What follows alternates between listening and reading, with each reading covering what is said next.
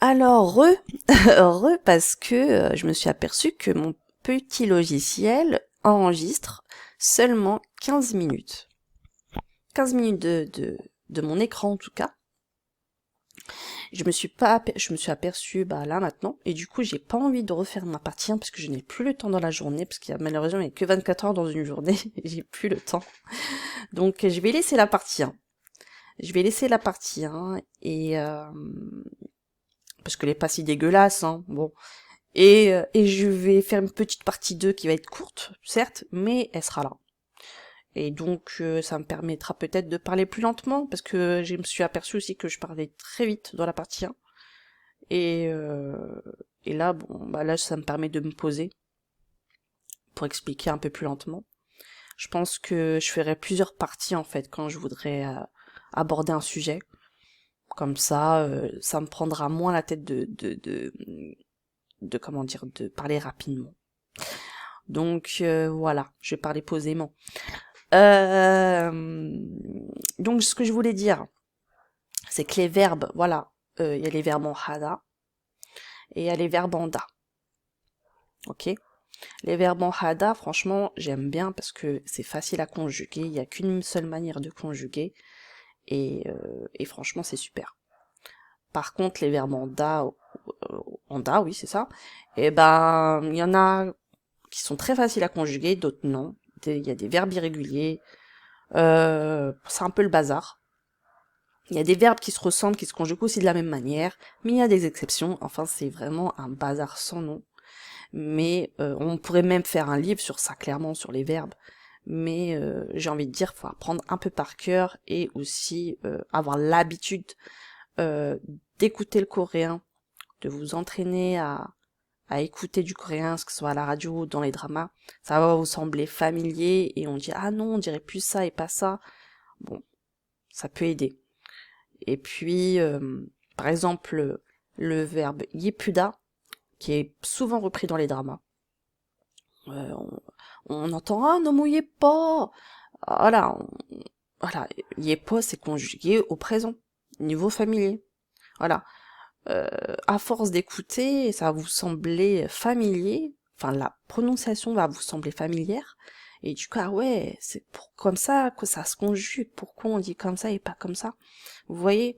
Donc voilà, à force, voilà, d'écouter des musiques, peu importe, ça va vous sembler logique parce que vous avez écouté en fait le coréen en amont.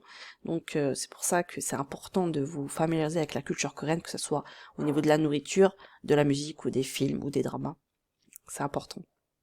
C'est pour ça que des fois il n'y a pas de logique et que c'est surtout au niveau voilà du naturel en fait, comme en français il y a des verbes voilà on calcule pas comment ça se conjugue, on le fait à l'instinct et ouais c'est un peu ça le coréen. Donc des fois il y a de la logique, des fois il y en a pas.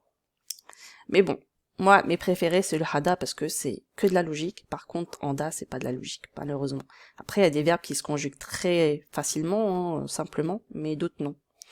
Donc peut-être que je ferai une vidéo là-dessus sur les verbes qui se conjuguent difficilement, je sais pas.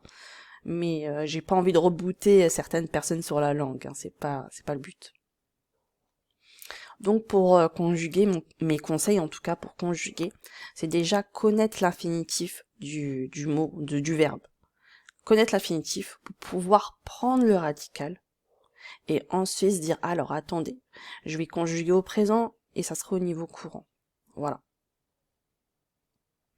Et ça donne kayo. Voilà, tout simplement. Yo, ça signe, c'est la marque de politesse niveau courant. Et voilà, ka, c'est au présent, tout simplement.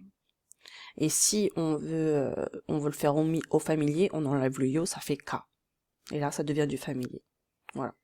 Donc malheureusement, toutes les verbes ne se ressemblent pas à kada, sinon ça serait super et tout le monde pourrait conjuguer facilement. Il y a des verbes qui se ressemblent à kada, hein, mais pas tous. Donc j'ai pris le plus simple pour que vous ayez quand même comment dire, une technique pour pouvoir conjuguer à peu près tous les verbes. Mais malheureusement, il y a des exceptions. Voilà. Ça, c'est fait. Ensuite, je vais vous montrer le hada. Donc le hada, ça va venir. Voilà. Donc là, yoliada. Yoliada qui veut dire cuisiner. Donc on prend le radical,